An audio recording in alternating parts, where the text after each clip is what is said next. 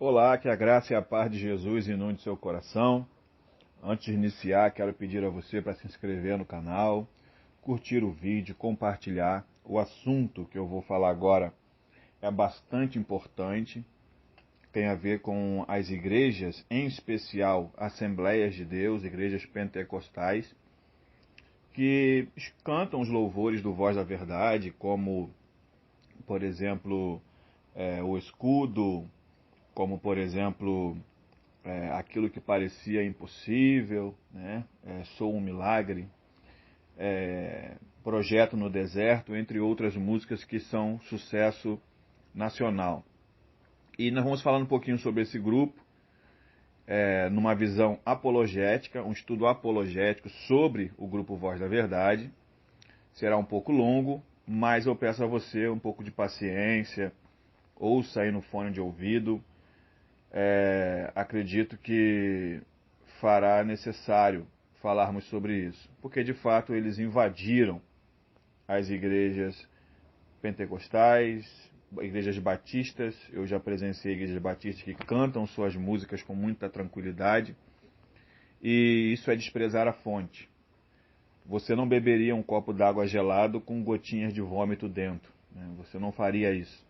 Então não dá para desprezar a fonte, não dá para desprezar o conteúdo. Quando você canta, fala sem saber, você está sendo vítima. Mas quando você começa a falar, começa a cantar sabendo, você está sendo cúmplice. Então eu quero dividir com você sobre isso. E espero em Deus que você possa entender perfeitamente, tá bom? O que será dito aqui. Tá bom? Conto com você, conto com a sua paciência, em nome de Jesus. Quero começar aqui pelo texto de Lucas, capítulo 3, versículo 22, que está escrito: E o Espírito Santo desceu sobre ele em forma de corpórea, como uma pomba, e ouviu-se do céu uma voz que dizia: Tu és meu filho amado, em ti me comprazo, ou em ti tenho grande alegria. Bem, eu queria começar aqui dizendo o seguinte, que eu conheci o Voz da Verdade no ano de 1996. Eu era uma criança muito nova ainda, né? E eu estava na casa dos meus tios, que na época moravam em Itapevi. O Voz da Verdade fazia show num ginásio bastante conhecido, chamado Ibirapuera, nessa época. E o CD, o disco dessa época, foi um disco chamado Majestade. Eu me lembro que eu fui para esse show, fiquei extremamente impactado com a grandiosidade daquele show. Algo que deve ser levado em consideração é que eu não tinha ideia, primeiro, de quem era o Voz da Verdade. E eu não estava acostumado com aquela grandiosidade de evento. Luzes, teatro, grandes apresentações, um público alvoroçado, entre outras coisas. E isso marcou muito a minha infância. Eu voltei depois, tá, num outro show do Voz da Verdade, chamado O Espelho, se eu não me engano é do ano de 99, mas não tenho certeza. E também tinha até uma cena bastante legal no show, um momento bastante legal, que era uma luz, um raio que batia na mão, que era uma espécie de mão de Jesus, né? Batia na mão e espalhava por todo o Ibirapuera. Foi uma coisa muito bonita. Depois de alguns anos eu ouvindo sobre as músicas desse grupo, ouvindo os CDs, comprando CDs, como por exemplo o CD Coração Valente, né, a música o CD Quando Deus Se Cala, né, todas essas músicas eu falo sobre os CDs e eu automaticamente me lembro das canções. Eu comecei a divulgá-las. Na época eu gravava fitas de vídeo com várias canções, as que eu considerava melhor, e eu passava a dar para os meus amigos essas fitas.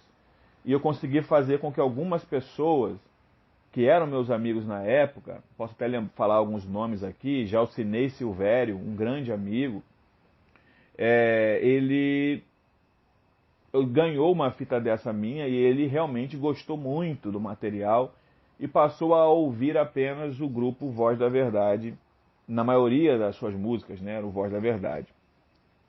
A internet nessa época era discada no Brasil, não era muito pouco acessível, então existiam igrejas que tocavam, por exemplo, Além do Rio Azul, é uma música tocada em várias igrejas, inclusive até hoje, né? Mas, assim, não eram tocadas todas as músicas, era uma música aqui, outra ali, que se tocava deles. Só que esse grupo, Voz da Verdade, ele sempre foi muito conhecido em São Paulo, Espírito Santo e Minas Gerais. Muito conhecido, inclusive eles têm igrejas nesses lugares. E eles cantavam nesses lugares, saíam nesses lugares, visitavam apenas as suas igrejas, muito poucas outras igrejas. Mas no Rio de Janeiro eles não tinham tanto sucesso assim. Esse eixo Rio-São Paulo para eles, na época, não era muito acessível. Hoje, né, como eu disse aqui no começo, é impossível você não conhecer músicas do Voz da Verdade, como Escudo, Projeto no Deserto, Pra Quê, Sou um Milagre. Essas músicas são conhecidas. E detalhe, existem cantores, grupos, né, que regravaram as suas canções. Tanto músicos evangélicos, né, como Arautos do Rei, Cris Duran, né, mas também que não são evangélicos. Eles conseguiram furar a bolha do cristianismo puro e simples. Eles entraram para o KLB, também cantaram suas músicas. O padre Marcelo Rossi também cantou as suas músicas, né? A música Sou um Milagre, por exemplo, o padre Marcelo Rossi gravou. O grupo Voz da Verdade, eles têm uma igreja com o mesmo nome do grupo, né? O nome da igreja é Voz da Verdade. Ele fica na rua Campos Salles 58, no centro de Santo André, na Galeria Estúdio Center. Né? O grupo musical Voz da Verdade alcançou sucesso nacional há pouco tempo, né? Não é um grupo que alcançou o sucesso nacional, embora tenha mais de 30 anos de história. Ele não alcançou o sucesso nacional nesses 30 anos, ele alcançou há muito pouco tempo. Ele apareceu em programações televisivas, como, por exemplo, eles apareceram no Raul Gil, né? E foram muito bem tratados. Eles têm um programa, né? Não sei se até você ouvir esse vídeo, ainda estarão com esse programa, mas todo sábado pela manhã na Rede TV, talvez a Rede TV nem exista mais, né? Depende de quando você esteja ouvindo esse áudio. Ele é um grupo que fala o nome de Jesus em suas canções. Eles têm arranjos que são bonitos, embora eu como músico considere a dinâmica musical deles muito fraca, mas eles têm bastante arranjos musicais.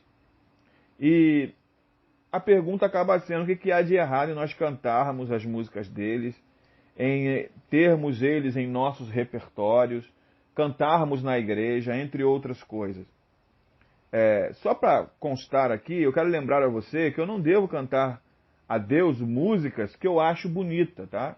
As músicas são bonitas. Não, esse não é o crivo. E nem músicas que tenham, de fato, apenas verdades bíblicas. Então eu não posso cantar música que tenha verdades bíblicas.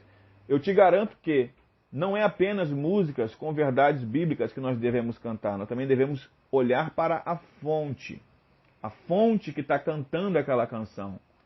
É por isso que nós não costumamos, as igrejas sérias, por exemplo, não cantam Legião Urbana dentro da igreja. Há algo mais bíblico do que dizer que é preciso amar as pessoas.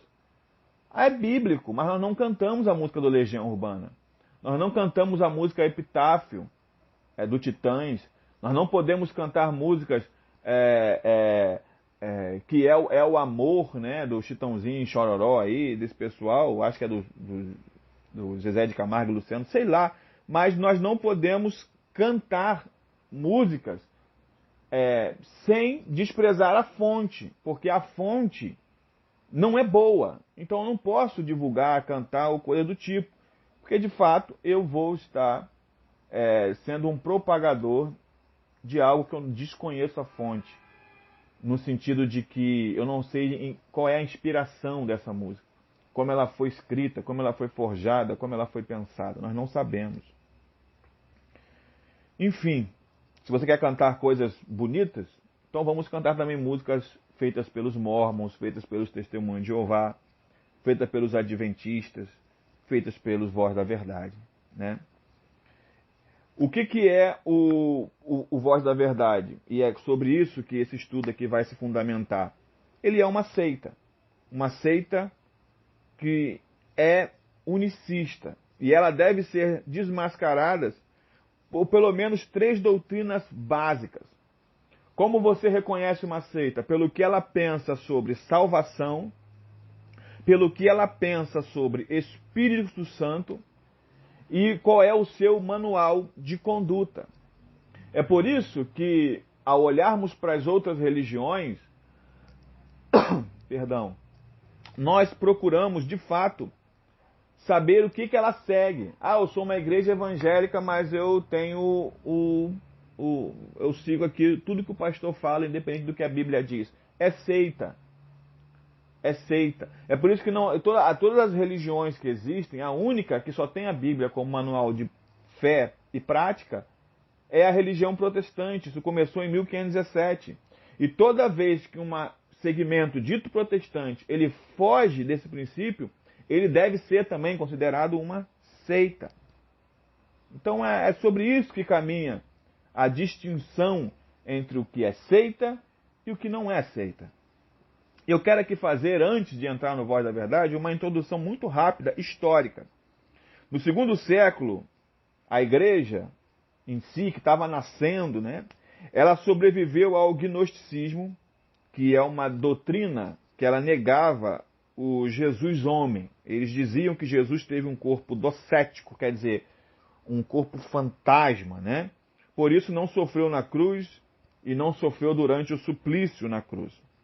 Mas os gnósticos, eles deixaram perguntas sobre a origem e essas perguntas que eles deixaram fez com que nascesse uma gama de heresias em sua época e que postumariamente veio até hoje, né? Por exemplo, se Jesus é Deus, como fica o monoteísmo judaico-cristão? É a pergunta que o gnosticismo deixava.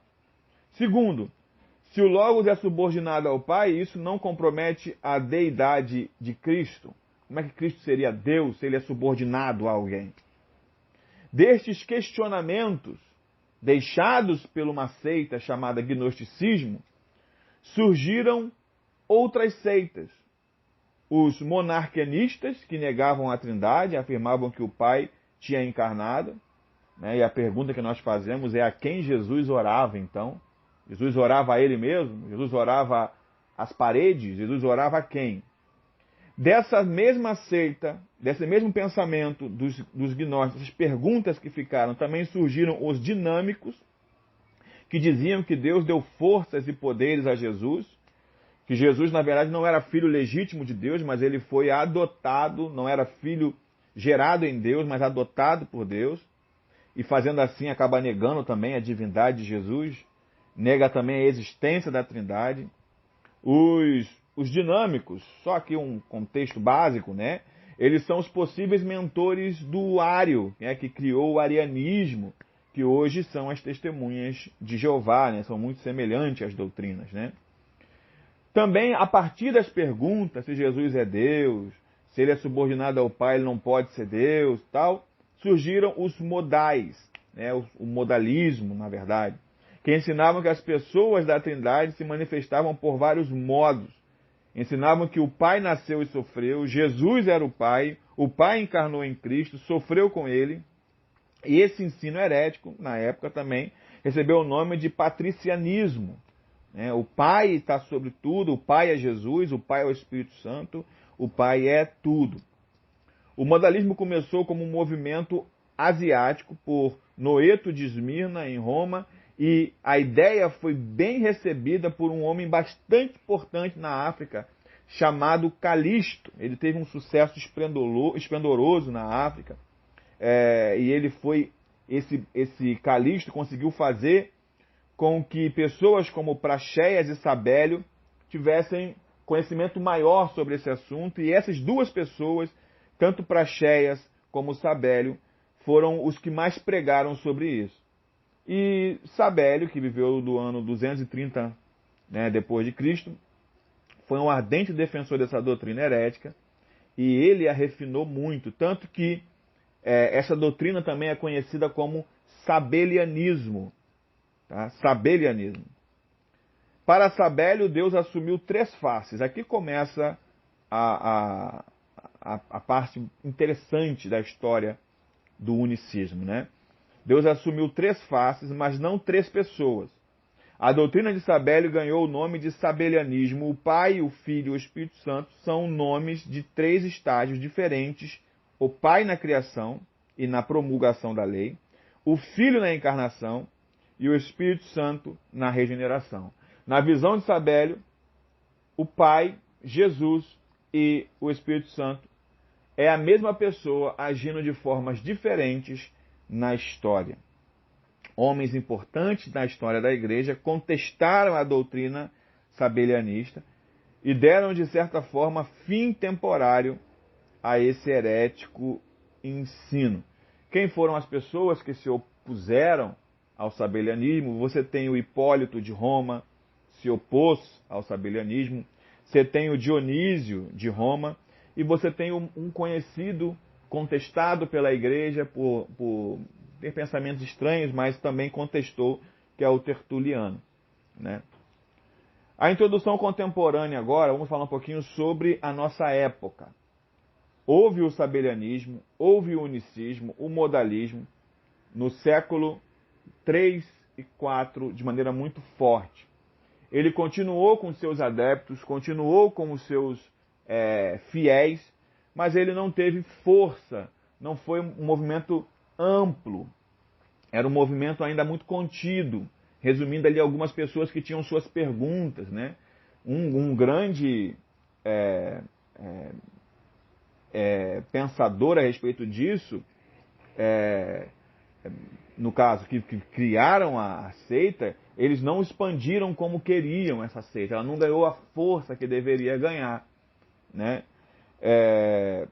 Mas vamos agora falar que houve um salto aí no tempo, levamos em consideração tudo que faltou de informação sobre o assunto, porque de fato não foi muito relevante durante a história. Tá? Então nós temos um salto, e eu quero agora falar a partir de uma visão mais contemporânea, que essa doutrina ela vai ressurgir em uma reunião pentecostal nas Assembleias de Deus, que foi realizada em 1913, em Ohio, nos arredores de Los Angeles, numa cerimônia batismal. É aqui que esse pensamento, essa doutrina, ela reaparece.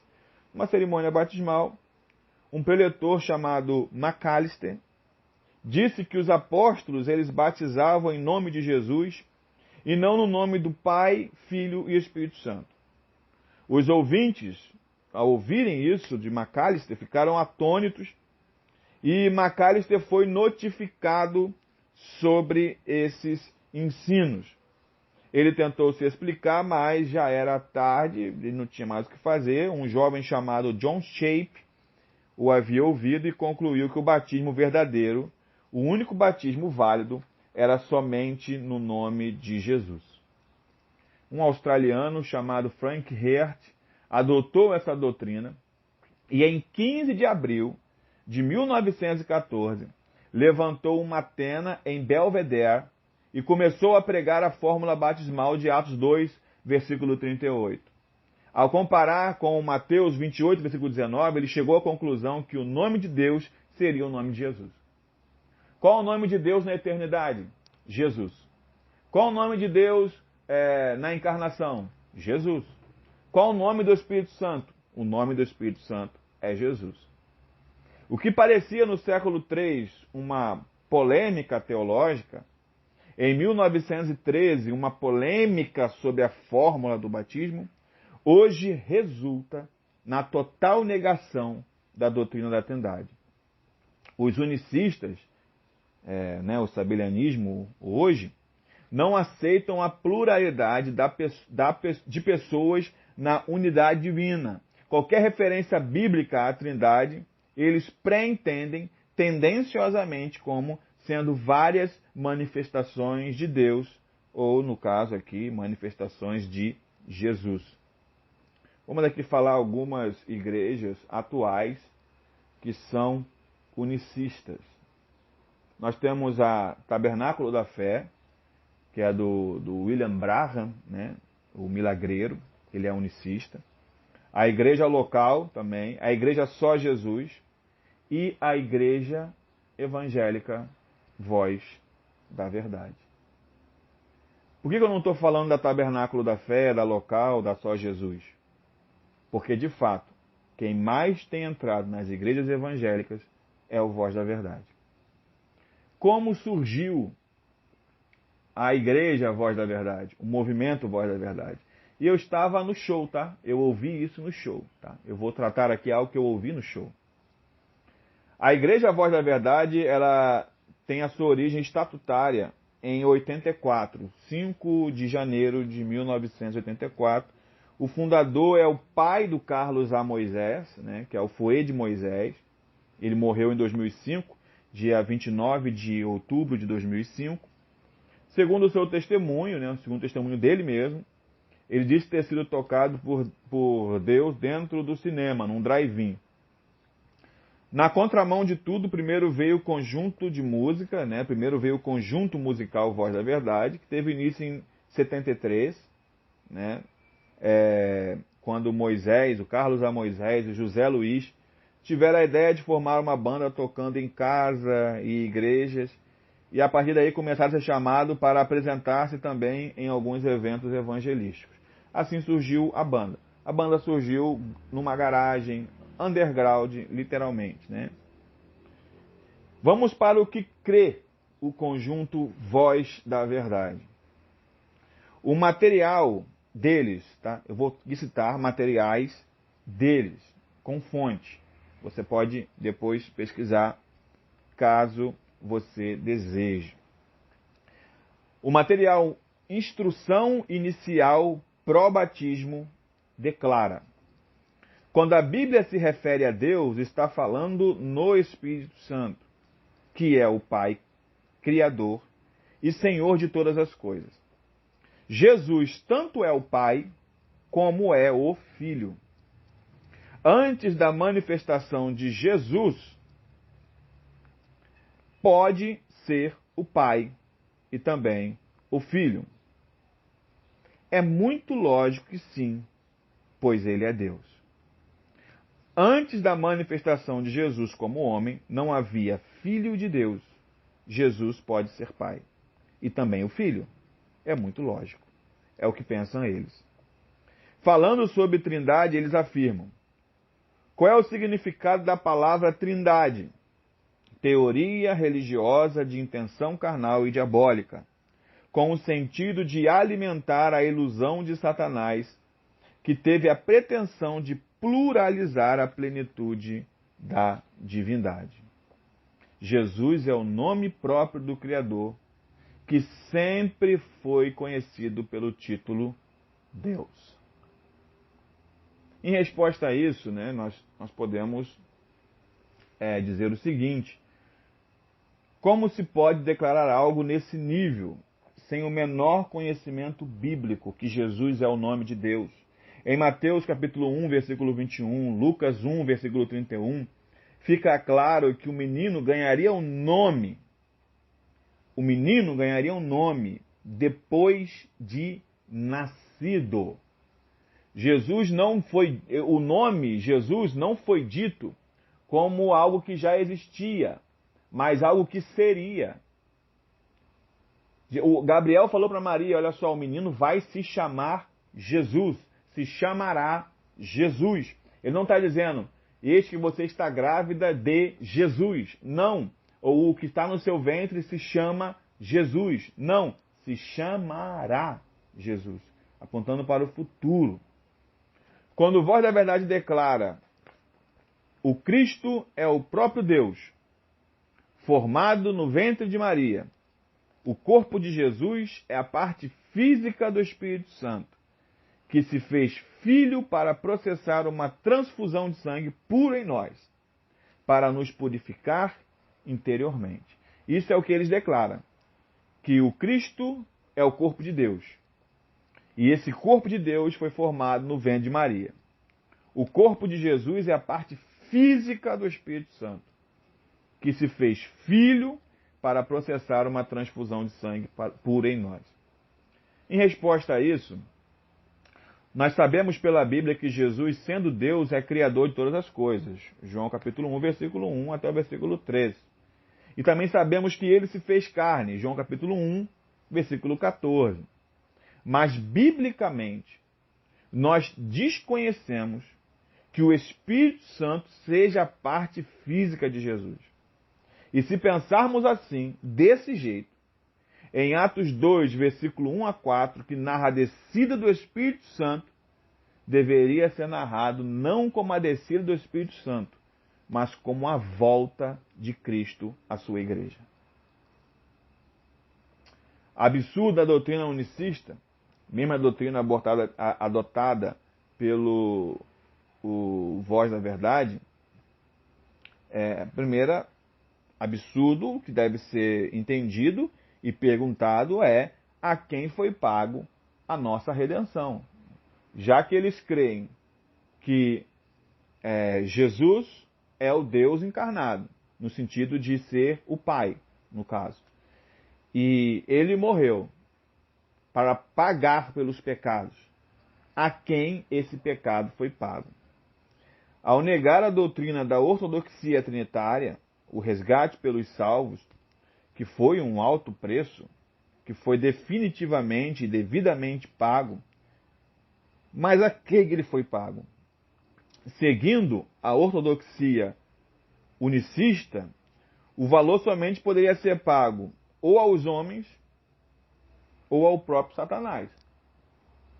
Porque o valor foi pago. Ou foi aos homens ou foi a Satanás. Nós acreditamos que o resgate foi pago a Deus. Efésios 5, versículo 2 vai dizer: andai em amor como também Cristo nos amou e se entregou a si mesmo por nós em oferta e sacrifício a Deus, em cheiro suave. Então, dizer que o preço foi pago a quem? Eles têm que dar essa resposta. Não existe essa resposta. Stanley Orton é um teologista sistemática pentecostal. Graças a Deus nós temos esse material aqui.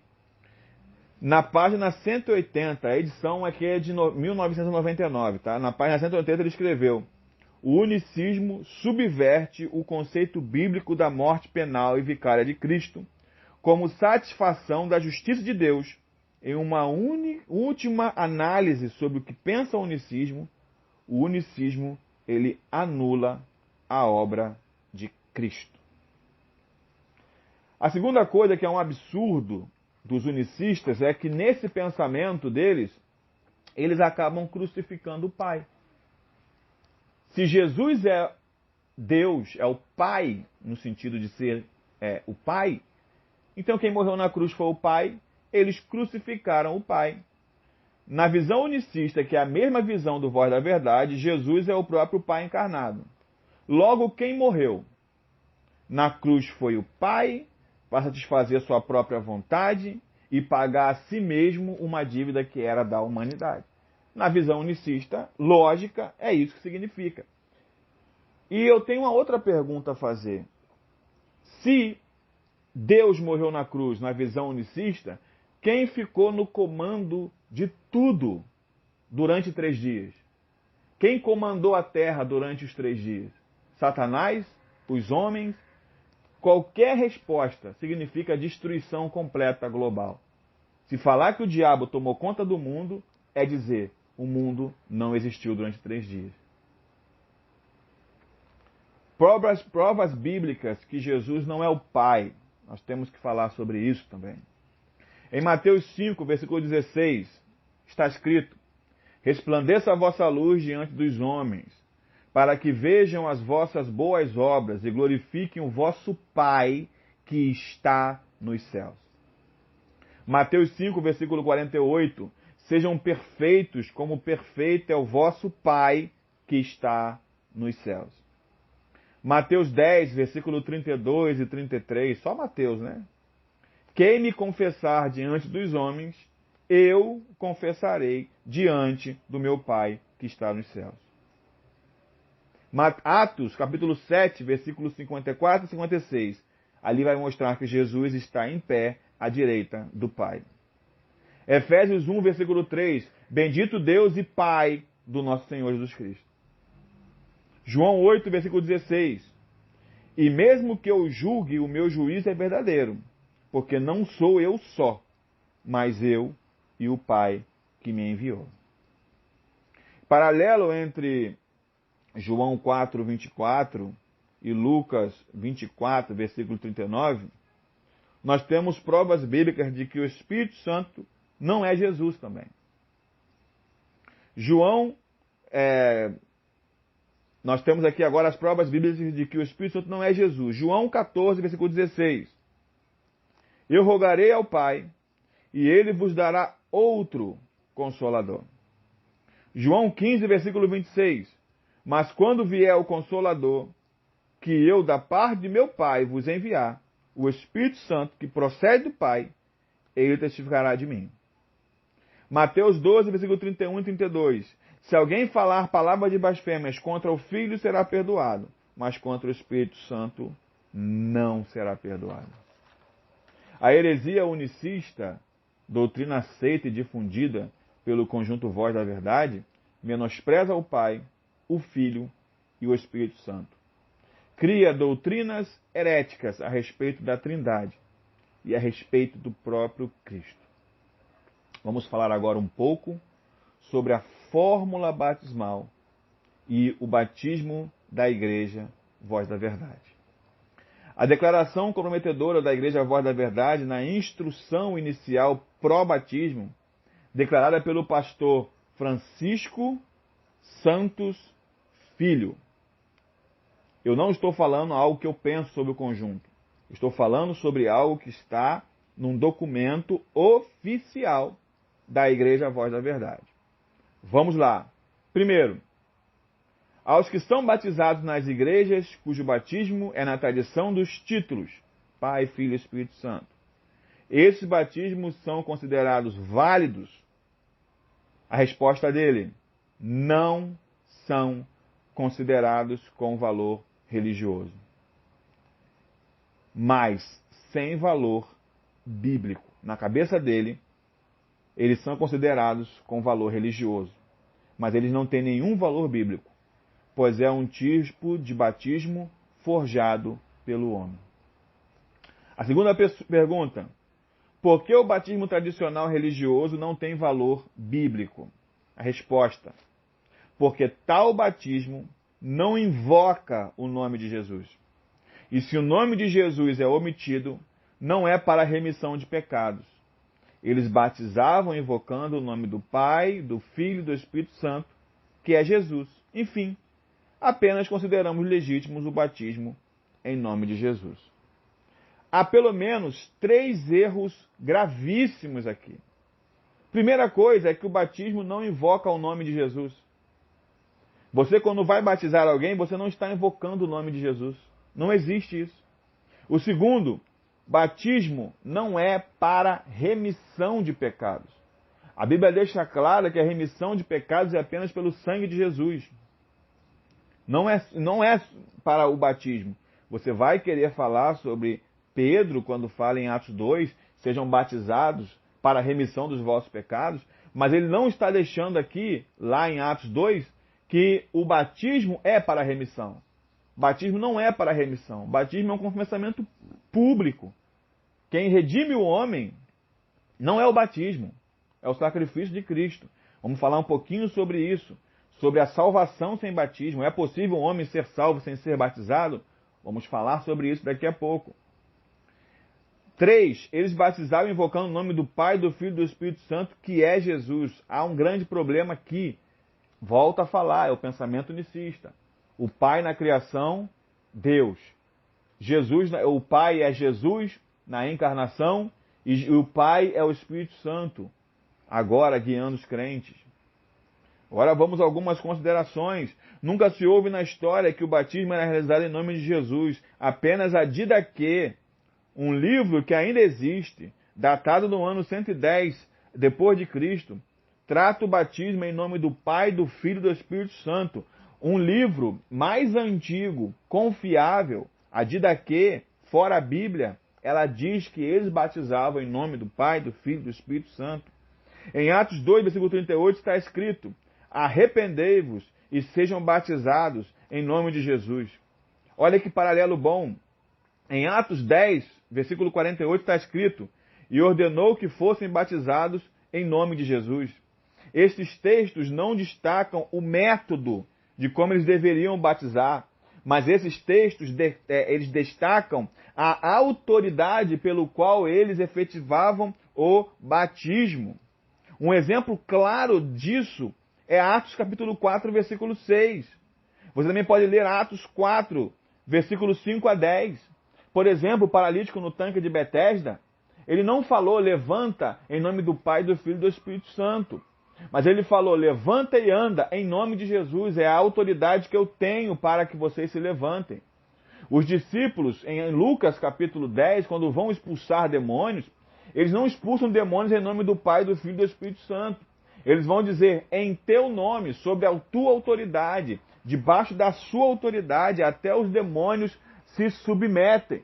É basicamente isso. Eu não estou batizando vocês por uma autoridade particular, mas a autoridade que há no nome de Jesus. O batismo não é para a remissão de pecados, nem crucial para a salvação de ninguém. Jesus Cristo, através do seu sangue, ele o faz. 1 João capítulo 1, versículo 7. Se andarmos na luz, como ele na luz está, temos comunhão uns com os outros, e o sangue de Jesus, seu Filho, nos purifica de todo o pecado. Crer no batismo regenerador não é algo católico, não é algo cristão, é algo completamente romanista. É o cristão católico que acredita que se ele não for batizado, ele vai para o inferno. E se a criança morrer sem ser batizada, ela vai para o limbo. Né? Não existe esse pensamento no protestantismo. Né? Vamos agora analisar as crenças unicistas do Voz da Verdade. Tá? Eu quero fazer uma observação sobre o batismo. Eu acho que é válido fazer uma observação sobre o batismo. Você acredita que apenas é salvo a pessoa batizada? E você acredita nisso baseado no ladrão da cruz? Ali nós podemos nos basear nele. Porque ali ele poderia ter sido batizado por João, por exemplo. Porque João batizou muitas pessoas. Né? As pessoas iam lá arrependidas e se batizavam. Quem sabe ele não se arrependeu em um momento da sua vida e depois voltou para a sua velha vida. Né? Mas o que me chama a atenção é Atos capítulo 10. Onde aquelas pessoas ímpias ali, eles foram cheias do Espírito Santo e não eram batizados ainda. E na concepção cristã, só pode ser cheia do Espírito Santo uma pessoa que é de fato salva. Eles foram cheios do Espírito Santo e depois disso eles foram batizados.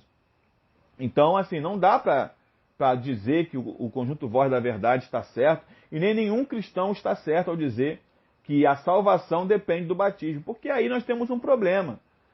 O meu corredentor é o pastor que me batiza. O meu corredentor é a pessoa que me discipula, né? Então, assim, minha salvação não é somente em Cristo Jesus.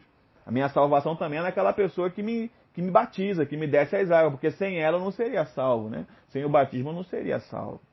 Enfim, para nós, Jesus é uma pessoa amada, digna de honra, glória e todo louvor. Em Apocalipse 5, versículo 11 e 13, mostram Jesus, o Cordeiro, recebendo com Deus a adoração dos anjos.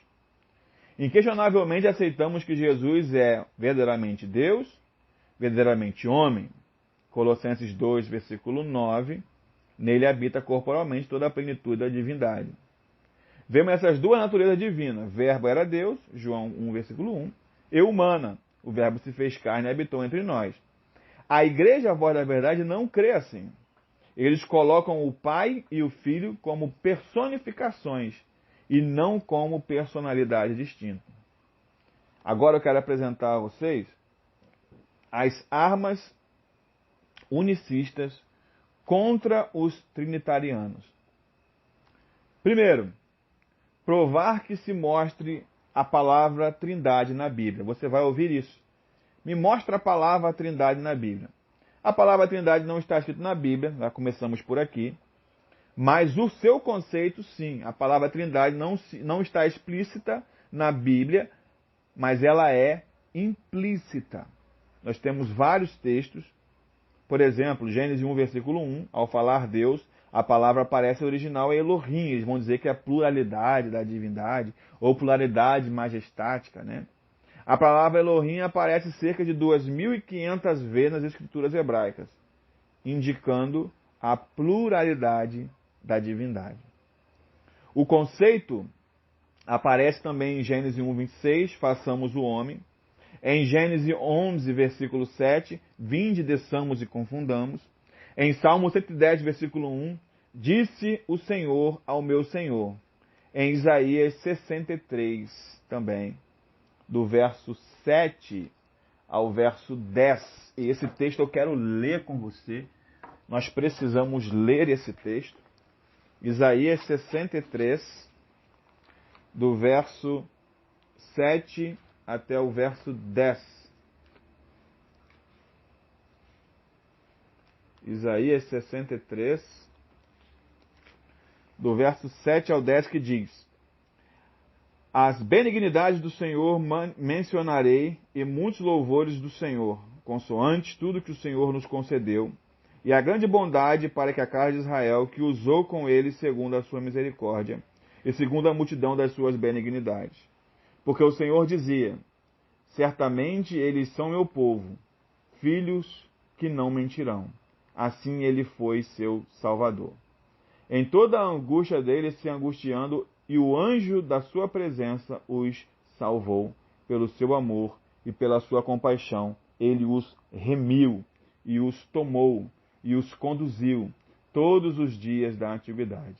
Mas eles foram rebeldes, contristaram seu Espírito Santo, pelo que se lhes tornou um inimigo, e ele mesmo pelejou contra eles. Pronto, aqui você tem Deus como Senhor, esse anjo com letra maiúscula sendo Jesus personificado, e o Espírito Santo, também no versículo 10. Conceitos, no Novo Testamento, o conceito aparece em Mateus capítulo 3, né, fala sobre o batismo de Jesus, sobre a Trindade. Né? Em 1 Coríntios 13, 13, que é algo maravilhoso, que é a famosa bênção apostólica. Em 1 Pedro, capítulo 1, versículo 2, e em João, capítulo 16, versículo 3 a 8. A Trindade é um conceito bíblico. A palavra Trindade não está na Bíblia, assim como muitas outras palavras não estão. A palavra Trindade, assim como outras palavras utilizadas pelo cristianismo, são conceitos bíblicos. Vou dar alguns exemplos para vocês. Milênio, você não vai encontrar essa palavra na Bíblia. Onipotente, onisciente, onipresente. A palavra monoteísmo, então também não vamos adorar um único Deus, porque a palavra monoteísmo não está na Bíblia. Entre outras várias palavras, você não vai encontrar, mas são verdades bíblicas. Mia Perlan, ele escreveu o seguinte: é verdade que a palavra Trindade não aparece no Novo Testamento. É uma expressão teológica do segundo século para descrever a divindade. Só que o planeta Júpiter, ele existiu antes de receber esse nome. Assim como a doutrina da Trindade encontra-se na Bíblia antes de que fosse tecnicamente chamada de Trindade. Você vai encontrar essa referência no Conhecendo as Doutrinas da Bíblia. A edição é de 77, né, na página 51. Muitos não aceitam a Trindade porque não a entendem ou não sabem explicá-la. Mas como uma mente finita e corrompida pode alcançar uma mente infinita e incorruptível? Nossos caminhos não são os caminhos de Deus, e nem a nossa mente semelhante à mente de Deus. Isaías 55, versículo 8. Queremos respostas específicas sobre o espiritual, mas não temos respostas nem sobre o material. e nós queremos compreender completamente coisas espirituais. Quer ver uma pergunta que ninguém sabe responder? Qual é o último número da matemática? Ah, matemática é infinita. Não, infinita é somente Deus. Qual é o último número da matemática? Ninguém sabe. Uma outra pergunta que fica para nós em relação ao unicismo, a pergunta é quem foi que Isaías viu em Isaías capítulo 6, quando ele vai dizer, no ano em que morreu o rei Uzias, eu vi o Senhor assentado sobre um alto sublime trono. O Senhor ali é Adonai, né? É Deus de fato, né? O Pai. Só que quando você lê o texto, nos versículos à frente, vai estar escrito, versículo 5, quem há de ir por nós? Quem enviaremos? A pergunta que eu faço é, quem é o nós de Isaías capítulo 6? Aí as pessoas, elas falam o que elas querem. Elas falam que são anjos, elas falam que é a Trindade, para quem crê, que é o Pai e o Filho conversando, enfim. Só que quando você lê os textos paralelos que vai falar sobre a mesma passagem, você entende que ele está falando em especial da Trindade.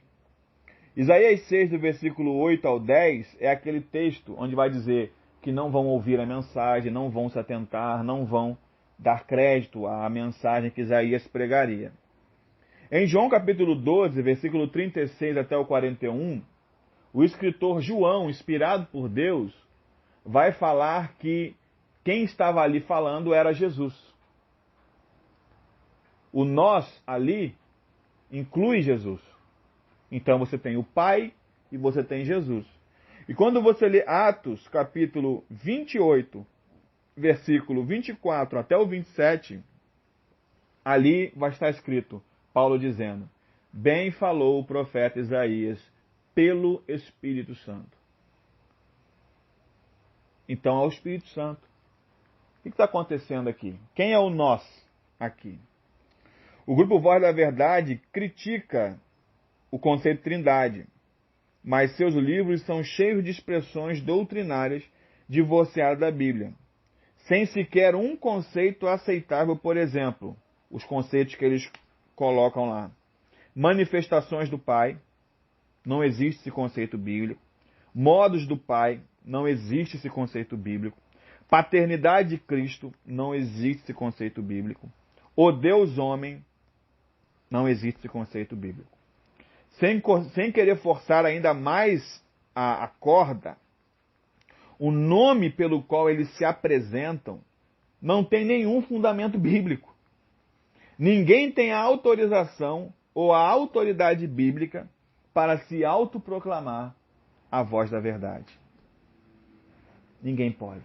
Então, se eles querem falar do termo Trindade, eles têm muito problema com os seus próprios documentos. A voz da verdade vê o Pai como um título usado para se referir à natureza divina de Jesus. Pai é só um título. O Filho é ninguém, mas é algo, a natureza humana de Jesus. Quando você lê João, 1 João 2, versículo 22, diz que é um mentiroso, senão aquele que nega o Pai e o Filho, aquele que nega que Jesus é o Cristo. Esse é o anticristo. E o Espírito Santo. Quando a Bíblia se refere a Deus, estamos falando no Espírito Santo. É o que eles dizem. Olha a resposta apologética. A Bíblia mostra a personalidade do Espírito Santo e não que o Espírito Santo seja o Pai, nos mostrando a sua. Ele nos mostra a inteligência do Espírito Santo. 1 Coríntios 2, versículo 10, porque Deus nos revelou pelo seu Espírito, pois o Espírito esquadrinha todas as coisas, mesmo as profundezas de Deus. Mostra a sua vontade própria. 1 Coríntios 12, versículo 11.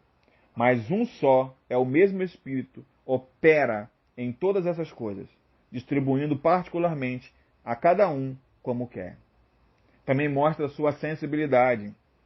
Efésios 4, versículo 30. E não entristeçais o Espírito Santo de Deus, no qual foste selado para o dia da redenção. Em Atos 10, versículo 19 a 20, diz: E pensando Pedro naquela visão, disse-lhe o Espírito Santo: Eis que 3 homens te buscam. Levanta-te, desce, que eu os enviei. Em o Espírito Santo, ele exerce funções também. Ele ensina e faz lembrar os crentes. João 14, versículo 26. Ele testifica de Cristo. João 15, versículo 26. Ele guia em toda a verdade. João 16, versículo 13. Ele glorifica a Jesus. João 16, versículo 14. Ele intercede pelos santos. Romanos 8, versículo 26. Sobre a natureza de Cristo, o conjunto Voz da Verdade declara: nós entendemos que só ser cheio do Espírito Santo, só pode ser cheio do Espírito Santo quem é salvo por Cristo. E dizer que o Espírito Santo pode ser sobre praticamente do pecado é questionada a sua pureza. E os discípulos de Pedro não eram salvos?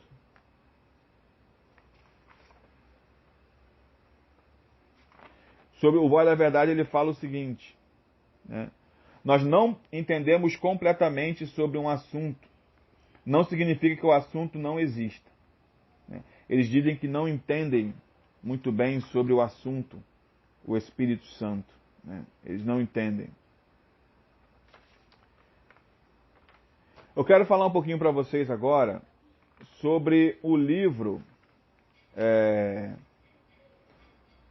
que saiu pela CPAD, na lição 1, do dia 6 de abril de 1997. Tá? Fala sobre uma lição chamada Seitas e Heresias. E nessa revista, o nome da lição era Ortodoxia e Heresia. Tá? E escreveu: as seitas distorcem as verdades fundamentais sobre Cristo, reveladas na Bíblia. Isso resulta no outro Evangelho, num outro Jesus, que oferece uma falsa salvação e um falso céu para os seus adeptos. Quando você olha para essa revista, lá nas pseudo-cristãs aparece o nome Conjunto Igreja Voz da Verdade. O Voz da Verdade é considerado uma religião pseudo-cristã. Imagine todas as Assembleias de Deus, todas as igrejas que adotam a CPAD nas suas escola bíblica dominical, falando sobre isso no mesmo dia. O que aconteceu foi que houve uma comoção, um baque muito grande financeiro, e o Carlos A. Moisés e o conjunto lançou um CD de 58 minutos, e o nome do CD é O Mistério de Deus Cristo. Nesse CD ele faz duras críticas à Trindade e ao batismo, que rendem aqui mais de uma série de heresias. Palavras de Carlos A. Moisés no CD que está no YouTube, você pode procurar aí O Mistério de Deus Cristo. Ele vai dizer o seguinte, que até o ano 300 se cria que Jesus era o único Deus e somente se batizava em nome de Jesus. Isso não é verdade. O Concílio de Nicéia, no ano 325 depois de Cristo, aconteceu pela razão contrária. Muitos movimentos gnósticos, bispos influentes, divorciados das Escrituras, colocavam em xeque a deidade de Jesus. Então não era que batizavam e acreditavam unicamente em Jesus. Pelo contrário, duvidavam de Jesus. Carlos A. Moisés também disse que, como homem, Jesus orava e como Deus, ele se autorrespondia. Quando você lê João capítulo 11, versículo 41 e 42, lá de Lázaro, né, Jesus vai dizer: Pai, te dou graças porque sempre me ouves. Então nós temos um problema aqui, Carlos A. Moisés. Carlos A. Moisés disse que como pode a Trindade ser real se nem Billy Graham entendia sobre a Trindade? Nós também temos um outro problema, porque não entender completamente sobre um assunto não significa que o assunto não exista. Existem dezenas de assuntos que Billy Graham não entendia, simplesmente pelo fato dele ser mortal. Seguindo esse padrão do grupo, né, existem assuntos que podemos questionar a veracidade. simplesmente porque nós não entendemos completamente. Quer um exemplo? Escatologia. Fim dos tempos. Ninguém conhece tudo, então não existe. Carlos a Moisés disse: ninguém pode batizar em nome do Pai, do Filho e do Espírito Santo, porque são títulos e não nomes. Se fizermos distinção entre nomes e títulos na Bíblia, nenhum personagem bíblico terá valor para os unicistas. Carlos a Moisés disse em Mateus 28, versículo 19, o termo usado é nome e não nomes. Como se aplica esse modelo de pensamento em Gênesis 5, versículo 1 a 3? A Bíblia, algumas vezes, utiliza a palavra nome no singular para referir-se a mais de uma pessoa. Eu quero ler com você aqui, primeiramente, Gênesis, capítulo 5,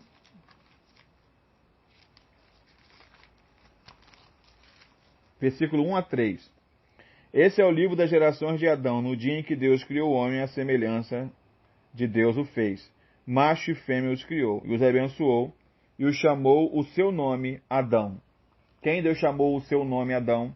Tanto a sua mulher como ele. Quero ler também com você Gênesis capítulo 11, versículo 4. Gênesis 11, 4 diz assim: E disseram, eia, edifiquemo nós uma cidade e uma torre cujo cume toque os céus. Façamo-nos um nome para que não sejamos espalhados sobre a face de toda a terra. Um nome para uma multidão. Vamos lá também? Gênesis 48, versículos 6 a 16. Eu não vou ler esse texto longo, mas você pode procurar lá, que vai falar a mesma coisa. Carlos a Moisés diz: não aparece na Bíblia nenhum apóstolo batizando em nome do Pai, Filho e Espírito Santo. É verdade. Não encontramos nem tampouco batizando, recitando a frase: eu te batizo em nome de Jesus. Não existe isso. Só diz: e batizaram em nome de Jesus. Não existe isso. Existem apenas um relato completo do batismo na Bíblia, tratando-se de arrependimento. Ele está registrado em Atos capítulo 8, o eunuco. E baseado no versículo 37, ele nunca seria batizado no ministério Voz da Verdade. Sabe qual foi a fórmula em que Filipe falou para o eunuco? É lícito você se batizar se você crer que Jesus é o Filho de Deus. Na visão do Voz da Verdade, não existe filho. Jesus não tem filho. Deus não tem filho. Conclusão aqui, terminando. Eu acredito que ninguém consegue se relacionar amigavelmente com alguém que difama sua esposa, filho, parentes próximos e até amigos. Impossível manter uma relação saudável com alguém que, quando fala mal de quem amamos. Fala mal de quem nos estendeu a mão. Acredito que todos aqui amam a Deus sobre todas as coisas, amam sua obra, amam Cristo, amam o Espírito Santo. Acredito que as pessoas aqui morreriam por amor ao Evangelho, por amor a Cristo.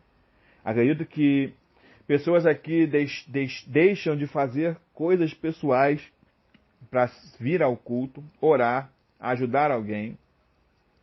Afinal de contas, amam a tudo que envolve Deus e sua obra. Acredito que pessoas que amam a Deus assim não se relacionam saudavelmente com o conjunto Voz da Verdade, pois eles diretamente se levantam, criticam a ortodoxia e defendem tudo que é a igreja com muita devoção, piedade e provaram ser heresias. Se eu amo a Deus, não posso me envolver com o que vai diretamente contra a doutrina que Ele mesmo deixou. Deus abençoe você, que esse vídeo possa fluir e fazer você pensar mais e mais nas coisas de Deus. Fique com Deus, um grande abraço, Deus abençoe você.